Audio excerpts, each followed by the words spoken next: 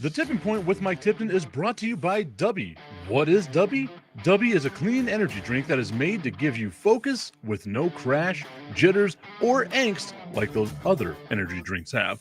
They also have no maltodextrin fillers and don't use artificial dyes. Dubby contains vitamins, amino acids, a nootropic, and 150 milligrams of caffeine. W's products are made in the USA in an FDA-inspected facility that strictly adheres to GMP manufacturing guidelines. All of the flavors are unique and custom-made by W, and you'll never taste our taste anywhere else. The best part about it is they're affordable. W's drinks come out to about $1 per drink, much cheaper than Starbucks or any of those canned energy drinks. To learn more, visit w.gg.com/MRTipton33 and place your order today. Use promo code MrTipton33 and save today. W Energy, be better. Are you a fellow car guy? I have a 2008 Ford Mustang GT convertible, and nothing makes me happier in that car than when it's nice and clean. And you know who helps me get there? RevAutoCarCare.com. They help me get that pony looking as nice and shiny and ready for any of the car meetups that are all around the great city of El Paso. Spoil your car and go to RevAutoCarCare.com/Tipton and view all the inventory they have and find out what works for you to help make your ride shine. RevAutoCarCare.com/Tipton. Use promo code Tipton33 at checkout to save 15%. We all know there's hundreds of betting sites out there, but don't be fooled. Some sites are legal in some states only. Some sites pay in Bitcoin, and some sites have even been hacked. BetUS, however, has been in business for over 30 years. Future bets are paying out in the thousands, and if you act right now, you can still bet on the biggest games in sports. Visit BetUS.com, or you can click the link at nessp.info. BetUS, check it out and bet responsibly. What's going on, everybody? I want to tell you about my new friends over at Cleverman. Visit them online at becleverman.com. What they gave me was the energizing face and beard scrub along with the Cleverman face scrubber. And trust me when I say this, the energizing face and beard scrub smells amazing. Combining it with the face scrubber, making sure that your boy was looking as good and sexy as possible, opened up a whole different sensation in my face that I haven't ever felt before. I felt so clean, so fresh, and so clean, like Outcast said, and it helped me feel like I was ready for my day. Make sure you visit them online at becleverman.com and follow them on Instagram at clevermannyc. The link is up in my bio if you want to check out all the amazing products they have. Visit them online, becleverman.com. Look, I can't help but think that now might be a good time for a little fire and ice. Please do not know it's ever a good time for fire and ice. What happens when you mix fire and ice? Warm water, baby. It's bubbling, baby. Warm water. Warm water. It is time for a little fire and ice. Mike Tipton coming at you here live over at Buffalo Wild Wings. I got Brandon the IceMan Combe, but he melted all the way through. He's no longer alive anymore. Brandon, where are you? What happened to Brandon? Where is he at? Daver, as we know, Brandon is actually at Franklin High School right now with a speech and debate competition. That's correct. And filling in for Brandon is the Jewish prophet Elijah, invisible to the naked eye, but his presence is felt here on Fire and Ice. I love that. I'm just filling in for him, Elijah, the prophet, here for us. Okay, so a little bit later on in today's show, Jim Paul, former owner of the El Paso Diablos, is going to be joining me here on Fire and Ice. Once again, we are live over at Buffalo Wild Wings on the west side of El Paso, 655 Sunland Park Drive. They've got all kinds of specials and stuff like that are happening today. As a matter of fact, they still have the NCAA tournament specials that they've got going on, which is the halftime drill during halftime of whatever game it is that they're showing. It's got to be the one that's broadcast throughout the building. Whenever that game is on halftime, they have the $4 apps. That's fried pickles. That's nacho queso. It's all kinds of stuff like that. $2 domestic pints as well. That's Bud Light, Coors Light, Miller Light. You talk about a halftime drill that I want to be a part of. That's the halftime drill that I want to be a part of. And, of course, some of the specials that they have every single day over here at Buffalo Wild Wings. The $4 house beer. The house beer that they have is the Wild Herd. I tried that the other day. It is absolutely phenomenal. $5 Coors Light, $6 Kona Big Waves. And then, of course, for those of you that love your whiskey, the way that I love my whiskey, a little bit of Jameson, $4 with Jameson there as well. Of course, they have their new happy hour from 3 to 6 p.m. Monday through Friday, so you can come out here and take advantage of all the specials, numerous specials. And my favorite thing, I got to try one again last weekend whenever Brandon was here, and that is one of the new sandwiches they have. They have the new chicken parm melt, the beer cheese cheesesteak, and then the beer cheese chicken cheesesteak. Daver, I know that you had one of the cheesesteaks, sans cheese, though. Right. It was so good, I had to find some way of curtailing the calories in my case. That's why I pulled the queso. And it was still absolutely delicious, right? It sure was. There we go. Still absolutely delicious. I saw the way David was eating it. It made me think that maybe I should order one without cheese next time too. But I'm a big fat guy, and I'm going to die a big fat guy. So I might as well just go full on, all into it. Our guy Tommy Cananza tuned in right now saying, "Good morning, Tip and Brandon." How do you feel about that, Brandon? Well, I feel kind of wonderful. even when I'm invisible, I'm still there, orange hair and all. That sounds like an impression of Brandon's impression of Donald Trump, and I absolutely love. I am here for it in my veins. I am here for it, man. Tommy Canazzo saying, "I don't eat cheesesteaks because they were invented in Philly. That's gross." And then laughing at your impersonation that you had of Brandon the Iceman Cones, Donald Trump. Now, obviously, we got a lot of stuff that we can talk about today. We have the NCAA tournament, everything like that's still going on. Yesterday in the women's bracket, UConn survives UCLA. South Carolina, they beat Texas once again. It just seems to be the normal thing here. We got baseball. We got all kinds of stuff that's happening on the TVs today. The NIT semifinal is happening. One of the things that I love about being here, Daver, is the fact that you can like look around and you can see the TVs, right? And on the TVs, you can see a couple of games that are being played. And through those games, you actually seem to have some things that you can do on the Buffalo Wild Wings app. All you got to do is download the app. You can go to the game section that they have with the app as well. And it'll be one of the cooler things that you're able to do here at Buffalo Wild Wings, along with, again, all the specials, all the food, all the stuff like that we've got going on here with Buffalo Wild Wings. But where I wanted to get started, okay, was talking about locally here in El Paso, the El Paso Locomotive. They're going to be in action a little bit later on today as well. The El Paso Chihuahuas, everyone like that, been in action. And, of course, you know, as I mentioned a little earlier, I'll have my guy Jim Paul joining me here so we can talk a little bit about a documentary that he and I are working on together with the for the El Paso Diablos and all the stuff that the Diablos have done in the past as well. So, again, getting started here, trying to get started, trying to do the things it is that we want to do. Okay, nonetheless, I will be patient. Usa, got to be patient on my own show, whispering in my own ear as I try to get this stuff done. And I'm going to bring up ESPN here so that way I can look at some of the headlines. Got thrown off track a little bit, guys, so you know how it is. Okay, Alexander Ovechkin.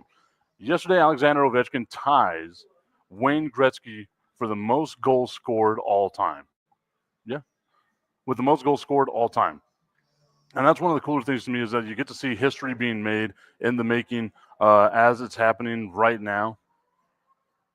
I am joined with, as I mentioned a little bit earlier, the one and only, the legendary Jim Paul. We got to put your headphones on there, sir, because it's got a microphone and everything like that. He's got to take the ear. You know what? That's a good idea. I wouldn't have thought about that. I probably would have blown my ears out if I had done some of that. I hope that you're able to hear us without the earpieces in there for you, and I hope that everything sounds good. How are you doing today, sir? Wonderful. It's nice and cool here in El Paso. One of the rare times it's actually so over here on the west side. I was surprised. Over on the far east side where I live, it was pouring rain, like a lot of rain. I come over here, it's nice and dry, and I love the cool, dry weather that we're getting right now. Well, it's springtime in El Paso. You don't know if you're going to get dirt, rain, or snow. We opened the baseball season one year in April and played on a Friday night. Blizzard came in Friday about midnight. Snow, nothing on Saturday, doubleheader on Sunday. We had to get all the snow off with front loaders and stuff and ruin the grass. I was about to say, how long did it take for you guys to get all the snow, get everything done with? Because I've seen cleaning crews in El Paso try to get rid of snow, and it seems like they have no clue what they're doing because we don't get that here. We don't know how to drive in the snow in El Paso. What are you talking about? It's like demolition derby out there. No, they had no idea. The Parks and Recreation Department brought front loader. And then the guys would try to scrape it up, but they would take that front loader and just go right through the outfield and get as much snow as they could. And then the other guys would shovel it and so forth. Then we would take it outside up about 30 yards and dump it into the Franklin Canal and come back and get some more. But it ruined all the outfield, right field. Just ruined it. It took us 2 months to get the grass to grow back. But we were able to play a doubleheader on Sunday. The sun came out, and we finished the homestand. But gosh, it was a great Friday night, opening night for baseball. And that night, a blizzard came through in El Paso, Texas. So whatever happens in March and April, you just go. You just got to go with the flow. Just going with the flow. That's El Paso for you. So I wanted to talk a little bit about something that you and I are working on together here. That I think we're going to have to ask the community of El Paso. Let's see if they can help us out with a little bit of information as well. Now, for those that don't know, Jim Paul, former owner president of the El Paso Diablos, legendary run that they had, not just in baseball in terms of baseball success, which you all had plenty of, but in terms of changing the game itself with minor league baseball and stuff like that.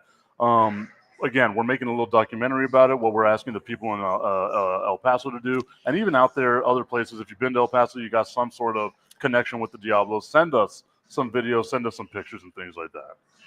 Absolutely. That's what we need because there wasn't much. And like the El Paso Herald Post had a lot of pictures, but they since folded. And so you've got nothing there. And most of the TV stations after 3 or 4 decades, they don't save any more of the video. So it's really hard to come up with video of any kind or find photographs of any kind. So you and I are having a hard time finding them, but we will. I ran into Paul Strozen's daughter just a few minutes ago. That's why I was a few minutes late. And she's going to go through all the boxes and stuff. She thinks she has the green weenie flag. And so she's going to get that for us. So we just need a lot of help from El Paso baseball fans or Diablo fans, because you first became a Diablo fan and then you became a baseball fan, because a lot of people came to the game just to see what the fun was all about and the excitement. And that's what we want. We want to get those photographs, and whether it's a picture of you and your family or something there and Dudley Fields in the background, you're the guy. Mm-hmm. So whatever we can get, that's the critical thing right now. And I agree with that 100%. Anything that we can get, because I imagine whenever you started with the El Paso Diablos, they were filming games with the 35 millimeter. The little handhelds. Yes, the little handheld. Wasn't that bad. But it wasn't. It sure wasn't. It wasn't your cell phone. That was for sure. No, definitely not. Definitely not then. Now, Tommy Cananza over in the comment section saying that he has so many great memories watching the Diablos whenever he was young. Thank you, Jim. And he says one of his favorite memories was the 25-cent hot dog nights. Let's go through some of those promotions that you ran back in the day. The 25-cent hot dog nights. What was it, like 10-cent beer nights? Like just different nights like that. Mm-hmm. How awesome were those nights for you? What made you guys come up with these ideas? Or did you just have too many hot dogs and said, we got to get rid of these things? Well, first of all, I think the biggest advantage was the fact that I never played the game. And it was about my 4th favorite. So I used to take my brother Bill to the games all the time. But no, it was like I came and I realized the Dodgers, who left in 73 and said El Paso will never sport baseball. So they pulled out after 1 year. They just up and left. But they left this big board at the office there. And I mean, it was like maybe 12 feet long. And it had numbers, one through, I think, 70, because we played 68 games. And it would put opponent, date, opponent, and it had a deal for promotion. And when I realized, when I finally took the job, was that, hey, we have no control over talent. This is not like college athletics where I grew up in athletics, sports. I have no control over the talent whatsoever. That's controlled by the Angels and Milwaukee Brewers. But what I could control was absolutely everything else, which was the fan experience. So that's why, and I was looking at the promotions, I thought, well, the times I brought my brother Bill out was they had a cow milking contest. It was country night, and I think, I don't know what you got, but it was, and so, that's why. So I picked, because I think the Sun Kings used to have about 4 promotions a year. 4. Wow. And so the nights that I would come would be the nights that they had some kind of promotion that I knew about. And you had to read about it in the newspaper because your only media opportunities in those days was radio, TV, and newspaper. That was it, which made it really nice and easy. And it made it nice for us in regards to the success of promoting and putting the information out to all our fans about what we're doing. So you talk about the first hot dog nights were 10-cent hot dog nights, and they were usually on Sunday afternoons. Mm-hmm. And if we got the word out, a lot of people would come. They wanted the hot dogs for a dime because you could come out and feed your family for about, for $2 and then buy a Coke or something like that and see a baseball game. So all you had to do was buy a ticket. And they weren't much then. I think general admission was $2. And then, and we had 10-cent beer nights on Friday nights. And that attracted an unusual crowd, but they were fun. They had a good time. And eventually we got to the point where we needed to go to quarters. So we went to quarter hot dog and quarter beer night. And as you learned, when we went to the brand new stadium, well, that was it for the beer nights. But we had over 100 of them. Mm-hmm. There was 100. And in the 100 beer nights, we had 3 fights. So that's pretty good. 100 games, 3 fights. And that was really good because people came and had a good time and they behaved themselves. And if it got a little rowdy, I'd go sit with them. Mm-hmm. And then we'd talk about things. So, but those were simple ones. And then we started doing things like when we could afford, well, we couldn't afford the organ. They repossessed the organ where I got there. Oh. So you go to baseball games and play an organ. And I used to tell the civic clubs that I would meet with as often as they'd let me come and talk to any civic club. And in the old days, the civic clubs would have, depending on the civic club, they would have 100 or 150 people there, most of them men. And that's changed a lot since 1970. But anyway, I would tell the civic clubs that, we couldn't repossess the organ. So what we did is I bought Strausen, our PA announcer, the famous PA announcer, a kazoo. That's great. I could buy a kazoo because the kazoos were 25 cents, or you could buy them if you bought them in bulk, but you could buy a kazoo for like 15 cents. And some of your viewers might not know what a kazoo is. You blow and it's got a little reed in it. And that's how we do that. And we would chant. One of the first things we did immediately was talk. We taught people to chant and cheer like they did at ball games in Brooklyn where Strausen came from. We want to hit. Oh, hey, that's great. So, but we'd do it over the PA system. Now, this is 1974 and 75. Well, you can go to college games now, and they're starting to do that. And you can see pro games over the last 2 years where the PA announcer's now yelling defense and things like that. Well, we were doing that here in El Paso, innovative, creative, back in 1974, 75, 70, well, forever. And then we went from We Want to Hit, and we would then Strausen came up with the idea, let's have a rally flag, which would be rally flag, and then we would have an official rally, and then you had to stand and cheer. We want to hit. And then if we get a hit, there it goes. Say there, folks, you got a hit. And so people felt like this was the concept behind just getting them excited. But then when they're standing and cheering and we want to hit, we get a hit. We want to run. And then we get to run. And he's going, see, baby, you got it.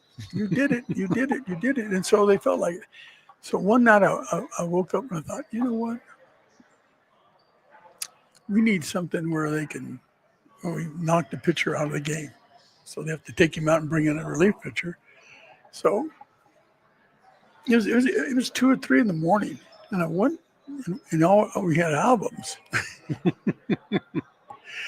And I don't know. I think my wife bought us Janis Joplin album. I don't know why, but I listened to these albums for hours, or I'd look through them.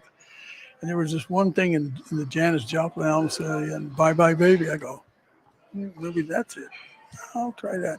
And I listened to it, and that's exactly it. Bye, bye, baby, bye, bye.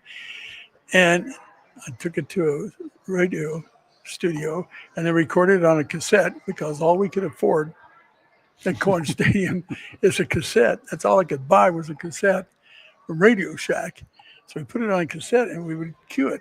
And so when people chanted and cheered, "You did it, baby, you did it," and now let's say goodbye to the pitcher.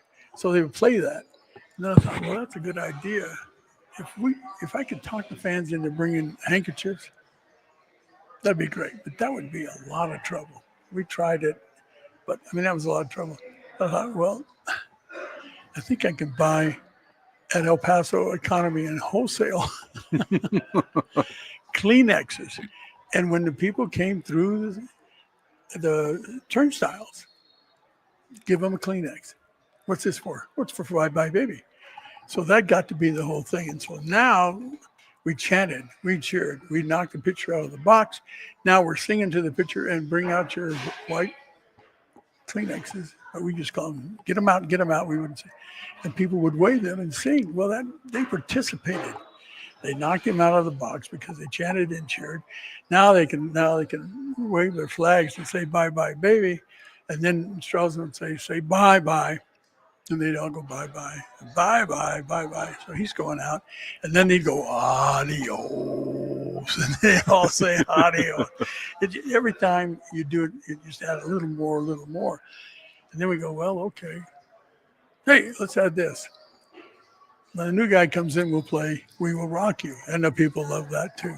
So it was participation, it was fun. Everything between innings, we made it fun, and we did as much participation. So we'd have little kids race the mascot around the bases, and we would have games on the field, and we had a money. We bought somehow. This is later when we had enough money to buy one of those boxes, glass and everything, where you put them in there and we'd put money that would blow. We'd turn that thing on there, shirt would blow, money would blow, and you had 30 seconds to collect as much as you could. I think we had a $120 bill in there. The rest of it was 5s and 1s. But the people loved it. And then we brought back the old tradition from the Dodgers did away with it, but we brought back the old tradition of passing the helmet if you hit a home run. So now a guy just hit a home run. We chanted, we cheered. He hit a home run. The people's going crazy. He brings the helmet by. He just crossed home plate and he put his helmet out there. There was children and adults. So that, and I'm sure you got something else to do right now, but I'll give you the next thing will be all those promotions you asked about. Exactly, and that's one of the cool things that you were talking about there, right? Like the way that the fans would kind of participate in the game, right? Because whenever you got the Diablos back in the 1970s, and you can speak to this better than I can, and Dave, or maybe you can as well, it wasn't the way that baseball is played now. It wasn't the way that sports are now. You showed up, you had like the nice, suit and tie with a fedora, basically, is how I picture people watching baseball from back in the day. And it was, a quiet game. You just went out there, you were in the sun for a little bit, and then you were, nice little clap whenever someone would score a home run or something like that. And you started saying, okay, let's get people more interested in these games. Let's, make the crowd a part of what it is that we're doing here with the El Paso Diablos. Make it fun. Make it when they bring their kids out. Now, if you go back, I was born and raised here, but if you go back and look at our wonderful culture here, the whole thing is familia. We're a family, and when we can afford to go to a baseball game for $2,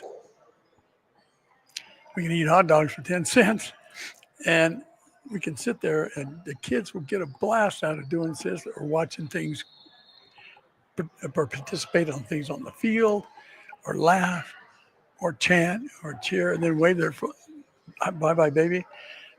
It just was a great family feeling. And you've asked me this many times, and a lot of people have, about what was my favorite promotion or so forth. And I would say, well, there was never one particular one that was, bring the chicken in or something. Was sitting there at my desk, especially at Cohen Stadium, because I had a window that looked out into the parking lot, not the ballpark. And you see a gentleman pull up with his wife and their 2 children. And they get out, and first of all, the flagger said, "Hey, thanks for coming tonight." That was another thing they appreciate. Thanks for coming. And then you see them grab hands, and they walk out together to the box office and buy their tickets and come on in. That was the whole crux of the satisfaction I have, is that these families would come out.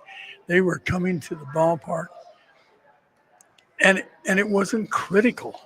As I learned in college athletics, win, loss, it's critical. But they were coming to have a wonderful time and experience. And whether we won or lost, there's another game. And when they left, people would say, "Thank you for coming. We didn't get them tonight, but we'll get them when you come back. We'll win." And they felt appreciated. They felt they had a great time. All the pricing was very affordable. The concessionaire I had with the contract, he was a local guy, and they couldn't raise prices without asking me. So, so I only took 30%. Our take was 30%. It's not 45% like you see in the major league ballparks. 45%. So you know what you do? Well, I'll give you 50%. I'm just going to tack it on to the poor guy that comes to the game and with his family and pay for it.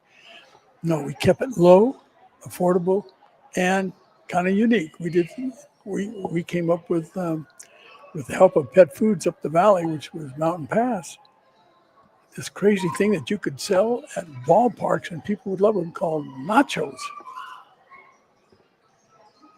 It's kind of funny that you bring up nachos, because yesterday I was listening to a podcast, and they kind of talk about basically everything. It's called Everything Everywhere Daily, right? And they do like history of stuff, right? And they were talking about the history of like Mexican food and like different things like that. And they came up with the history of nachos and like how they were talking about, all that.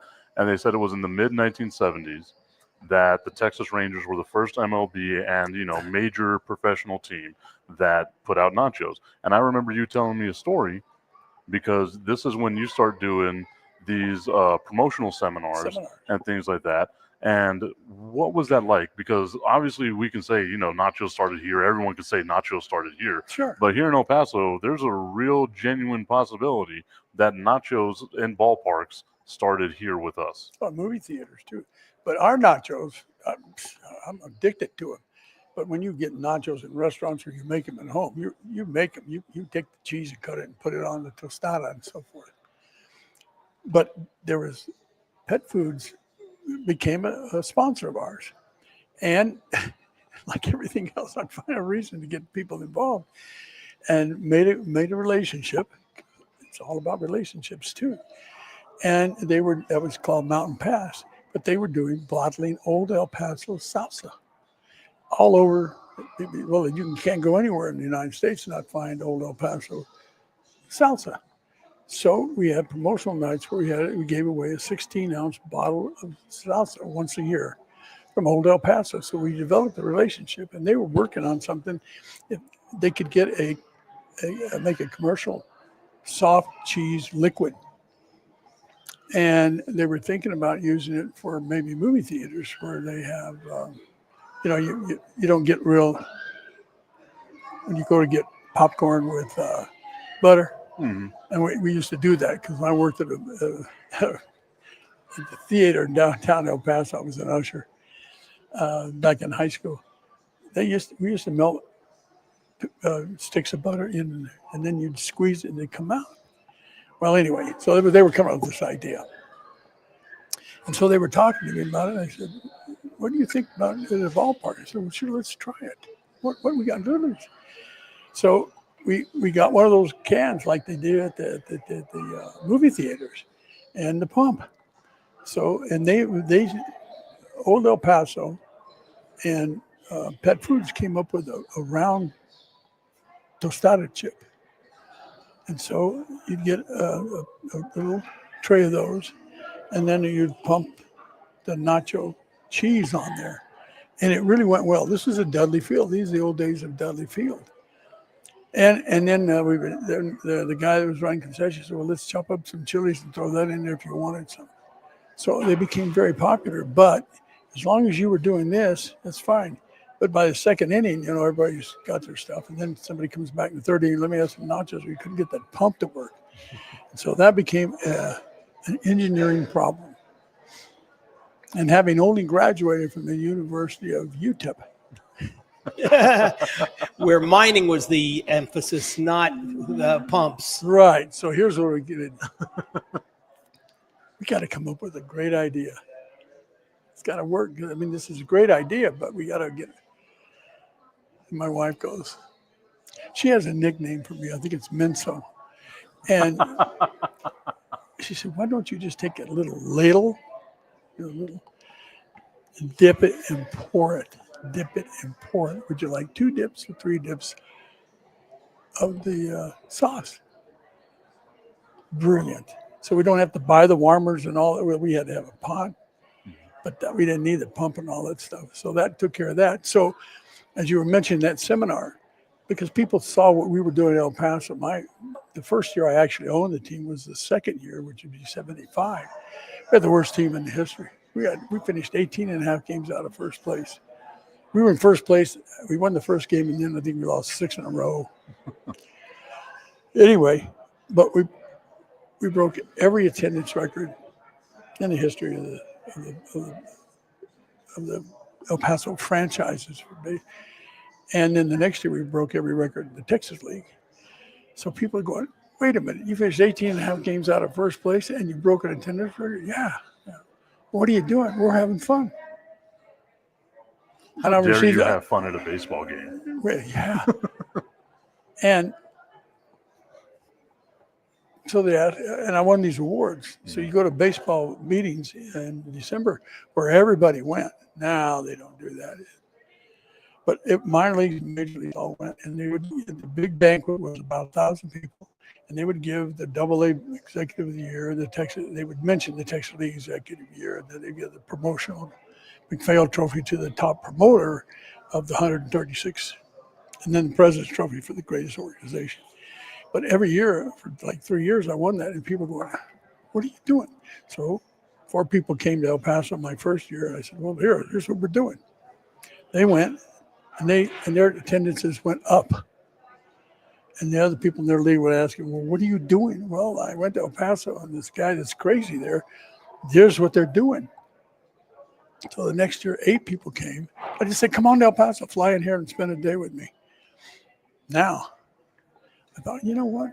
Maybe I should publicize it throughout minor league baseball. Come on down.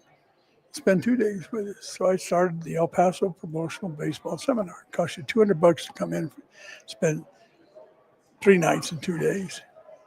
And I charge everybody $200. Mm-hmm. And I promptly lost another $800 on that great idea. Oh, no. Yeah. But those 12 people went out and they knocked it dead. And everybody in their leagues throughout the country going, what are you doing? What are you doing? What are you doing? Oh, you got to go to El Paso. What they're doing is crazy, but people love it. So next year it went from 12 to 24. And I broke even. Mm-hmm. And the thing I did is because attention deficit, I can't remember everything and I don't write real fast, is I used that same cassette to record everybody's, whenever I spoke, and then I get them to speak. When I talk to them, I'm coming. What did you do this year? Give me one thing that you really did great. Well, we really did well in program sales. Really? Well, what'd you do? Great. How about you do 20 minutes on that? Oh, it'd be an honor. Mm-hmm. So I would get other people to talk. So that thing led to big time national publicity and acclaim. And so fast forward, when I sold the team and went up to New Mexico State, I did 2 more years, and then I sold it to minor league baseball. And the last seminar we did here in El Paso was 3 days. And you probably had to spend 4 nights. And we filled the Marriott. And we had to go across the street for all the people that came. 308 people flew into El Paso. 308 people came to El Paso. It wasn't called the Diablo. It was called the El Paso Promotional Seminar. And so we had 8 colleges, but we had Notre Dame, LSU, Florida State, North Carolina, people like that. 3 major league teams sent people, and a few of the hockey teams sent people. So we were telling people, whatever your sport is, look at the advantages. Forget win-loss. It doesn't take a monkey to run a win-loss. If you're winning 8 out of 10 football games every year, you're a genius. It's when you're winning 3 games out of every year. And I proved that at UTEP one year, but we won't talk about that. But we broke every attendance record in the history of the school, and they all stand still because we did fireworks. We brought the chicken in and things like that. And we'll talk about those as you want to. Mm-hmm. We'll talk about all the promotional ideas, the promotional itself. And isn't that interesting? UTEP is struggling to increase its attendance, and they're blaming it on a faulty win-loss record instead of all of the things that improve the fan experience. Well, I think that's always been the issue with most of the fans, right? Is like UTEP historically, I think I say this ad nauseum. They win 3 games on average for a season over the last 114 years. This is not a franchise that's going to win a ton of games, right? So you have to do something to bring the fans out. And it was in the mid 80s or late 80s whenever you were helping them out with the promotions, right? The second year Bob Stahl was here, because I met him at Kent State, which was my first job out of graduating from UTEP. And working in sports information. So we developed a great friendship. It lasted forever and ever and ever. But when he came and got the job here, which I helped him do by just giving the phone to Bill Cords and say, talk to this guy. He can come and make a difference. So his first year, he won, I think, they won 4 games. And then they fired the athletic director, who probably needed to be fired 3 years prior to that. But we And then we blame everything on El Paso. I mean, you can hear it now. You listen to Kapowitz's show or something going, well, El Paso just doesn't support athletics. No, you know why? Because we've gone through 7 decades of the average football team wins 3.25, 3.25 games a season for 7 decades. Wow. That's the average. So don't blame it on our city. Give us a reason. So Stahl and I were so close, and he said that we don't have an athletic director, and I think our team the second year is going to be pretty good, and they're going to be fun to watch. Would you mind taking over and doing the promotions for 6 games? And I told him I'd do it. And I don't want my ego to get too carried away, but I told him just leave the athletic department out of it, because they didn't hire the athletic director until September 1st. And he got here, I don't know, he got here on September 1st. The first football game was on the 3rd or something like that. And I already had a promotion all set.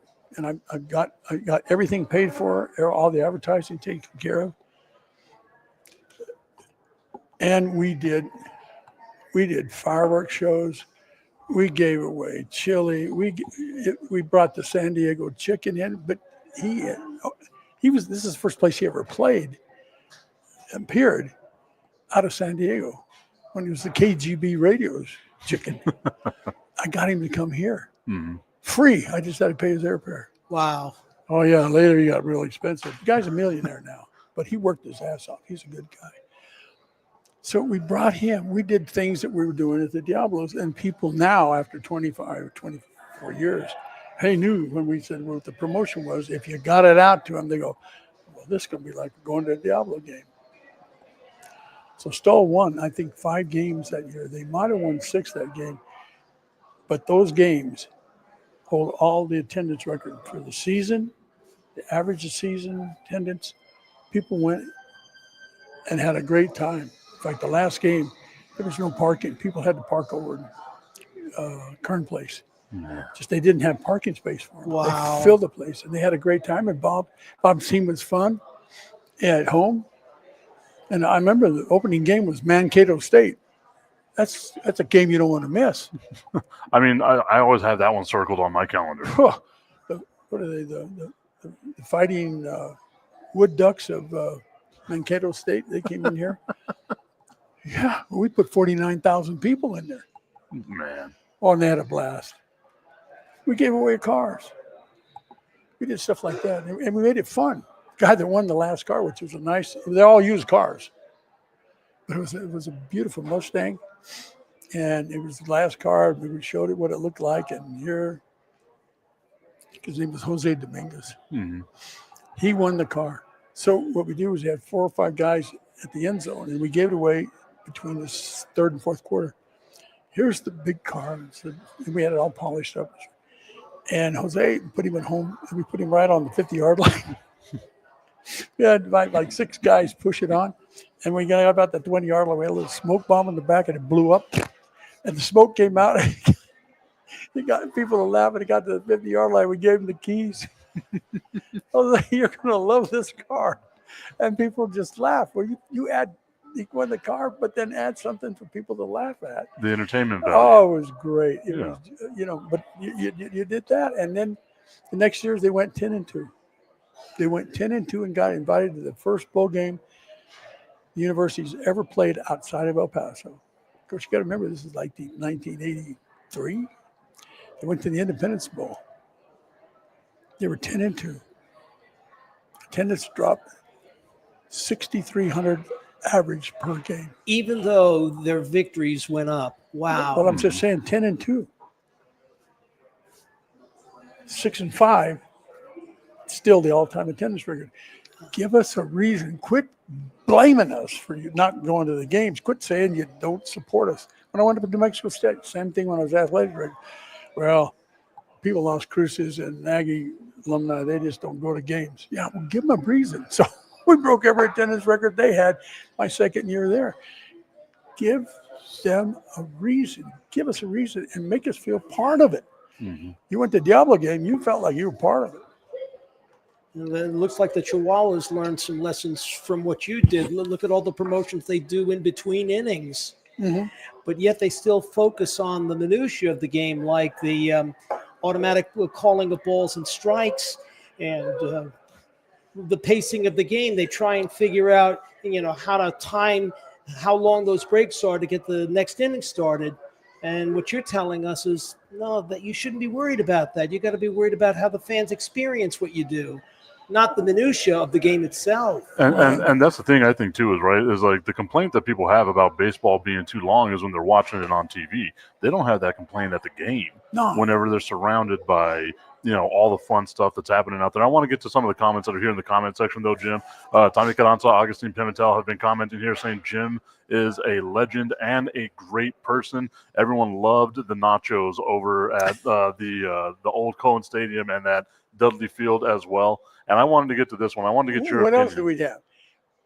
We're talking about El Paso. Mm-hmm. We ended up with corn. Yep. Okay. The fried corn or whatever. And then the turkey. The turkey legs. leg. Yep. I mean, is that El Paso? Or That's what? 100% El Paso. There's a reason why I'm as fat as I am.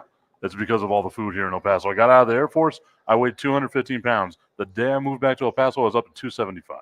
You told me your wife is a tremendous cook. Oh, 100%. 100% with that one. Tommy Carranza also saying that he used to sneak into the Diablo games back in the day. Sorry, Jim.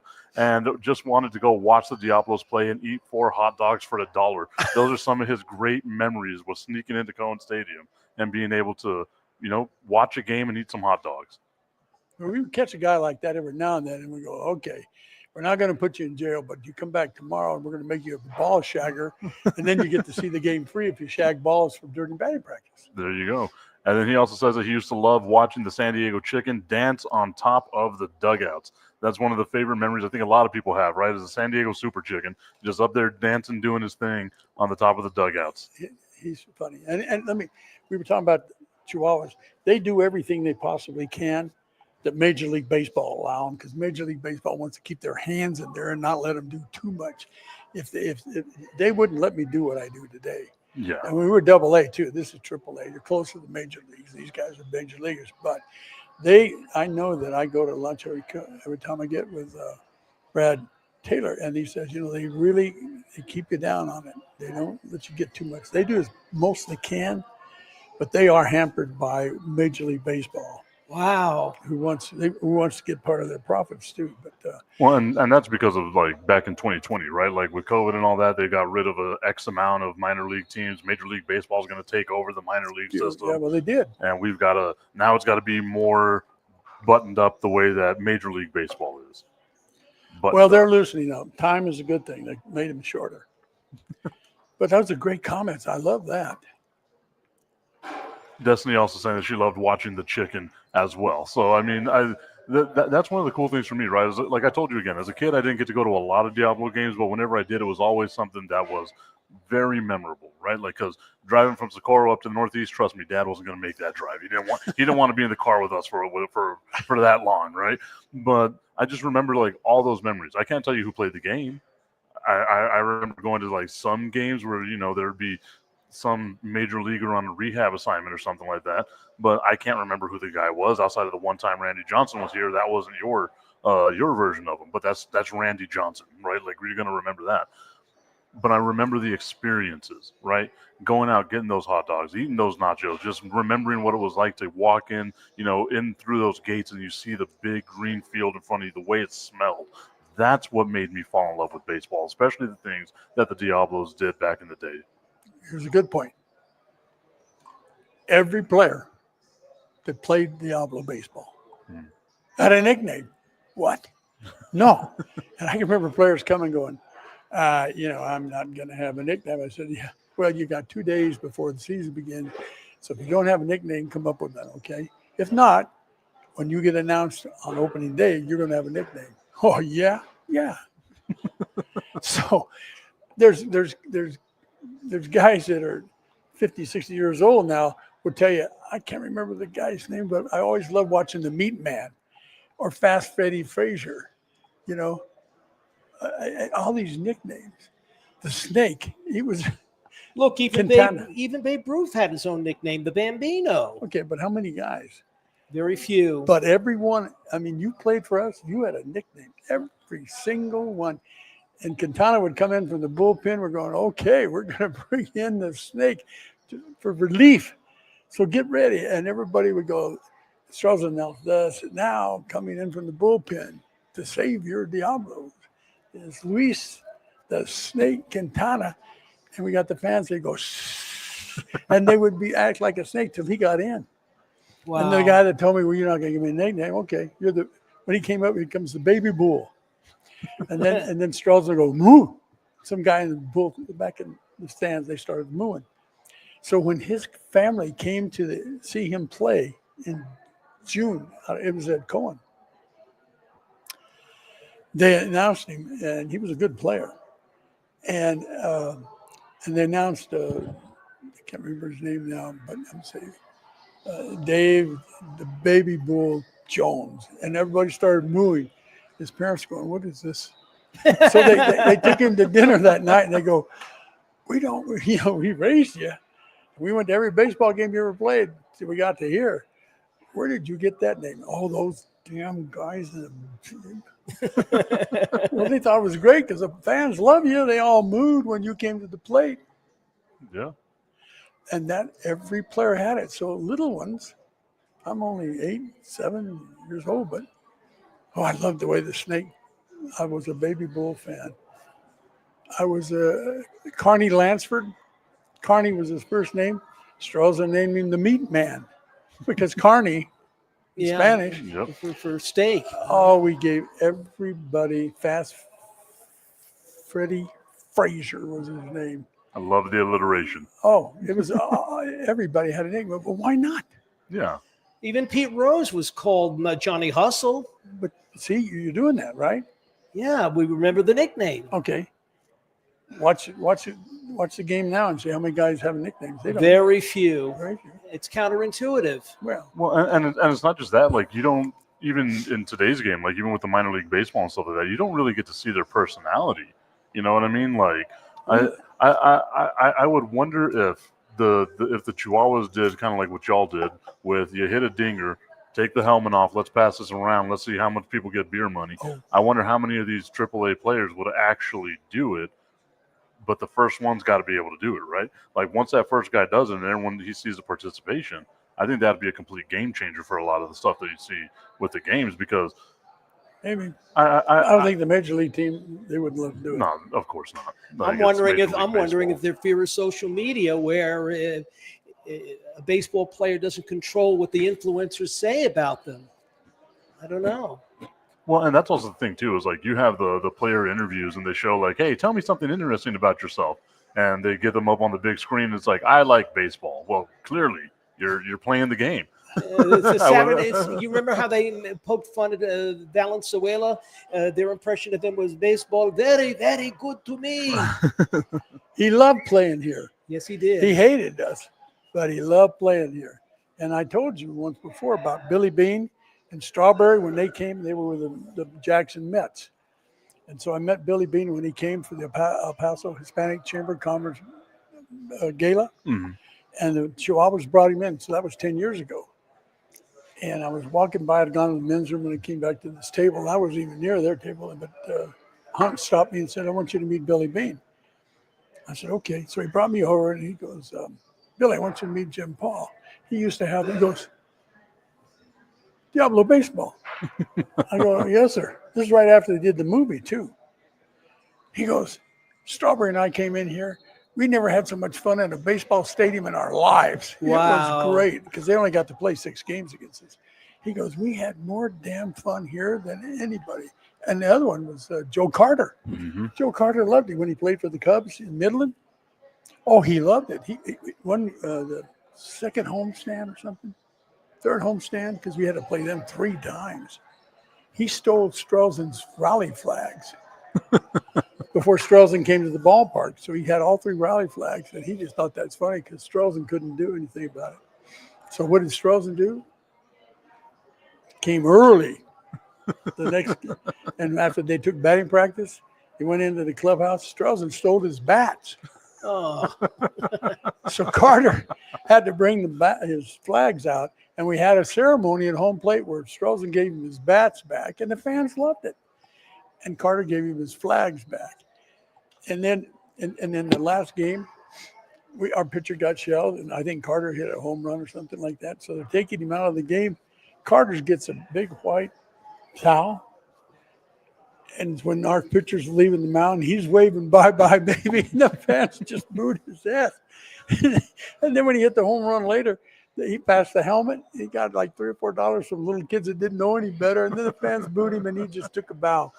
You know, what a great guy. He was a wonderful person. The showmanship of it all. Well, the other teams love. You talk to anybody that played against us, they love coming here because I was in Amarillo. You know, we had like 800 people there last night, and we all thought that was pretty good. Or I was down in Beaumont. He came all the way to El Paso to play, and we had a big promotion on Saturday night. We almost had 1,000 people there. Hmm. But coming here, there's 6,000, 7,000, 8,000 people here screaming and yelling, I'm going to play my ass off. Yeah. And they do. They played harder when there's more people watching them on their opposing team, but they played harder. And the dancing girls on the dugout, I got a lot of fun stories about that. So we'll continue with some of the stories at another time. Our time is up right here on Fire and Ice here at Buffalo Wild Wings. Yes, I mean the full hour. Look how fast that hour went. Just us talking about a little bit of baseball and having some fun with that. I hope I didn't put you to sleep.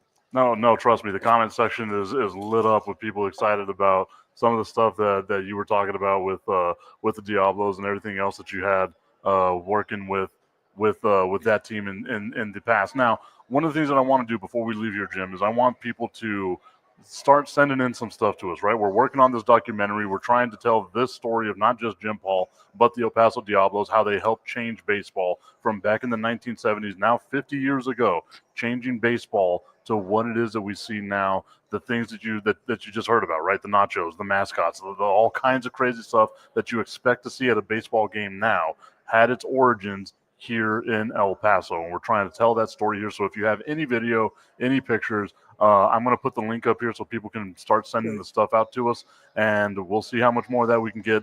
Tommy Carranza wants to let you know, Jim, thank you so much for all of the great memories. Want me to come back next week? Yeah, we can try to do it again next week if you want to, if you got the time. It's up to, if these people keep listening, we haven't even done all the promotions, so we'll do that. Yeah, I was about to say we've got a lot of stuff that we have talked about that we haven't even hit the tip of the iceberg on this one yet.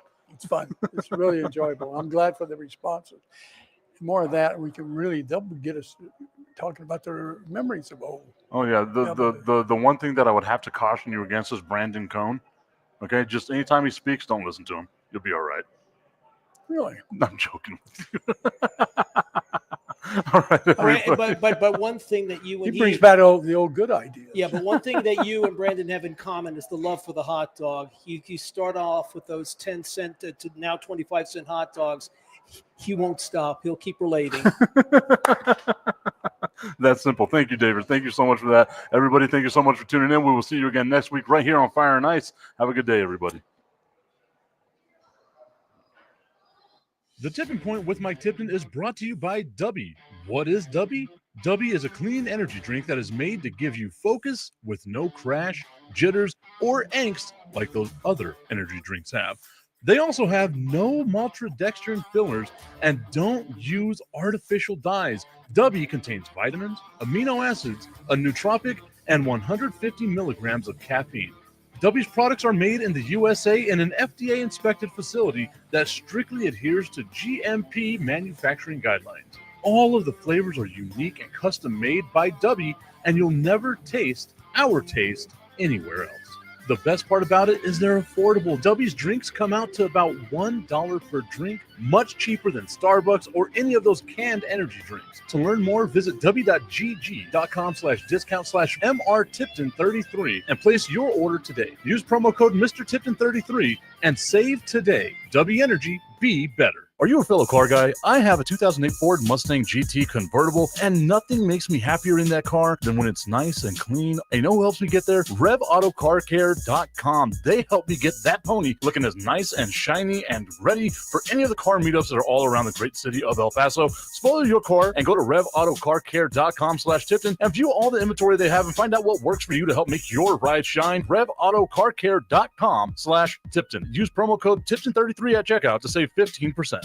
We all know there's hundreds of betting sites out there, but don't be fooled. Some sites are legal in some states only. Some sites pay in Bitcoin, and some sites have even been hacked. BetUS, however, has been in business for over 30 years. Future bets are paying out in the thousands, and if you act right now, you can still bet on the biggest games in sports. Visit BetUS.com, or you can click the link at nessp.info. BetUS, check it out and bet responsibly. What's going on, everybody? I want to tell you about my new friends over at Cleverman. Visit them online at becleverman.com. What they gave me was the energizing face and beard scrub along with the Cleverman face scrubber. And trust me when I say this, the energizing face and beard scrub smells amazing. Combining it with the face scrubber, making sure that your boy was looking as good and sexy as possible, opened up a whole different sensation in my face that I haven't ever felt before. I felt so clean, so fresh, and so clean, like Outcast said, and it helped me feel like I was ready for my day. Make sure you visit them online at becleverman.com and follow them on Instagram at clevermannyc. The link is up in my bio if you want to check out all the amazing products they have. Visit them online, becleverman.com.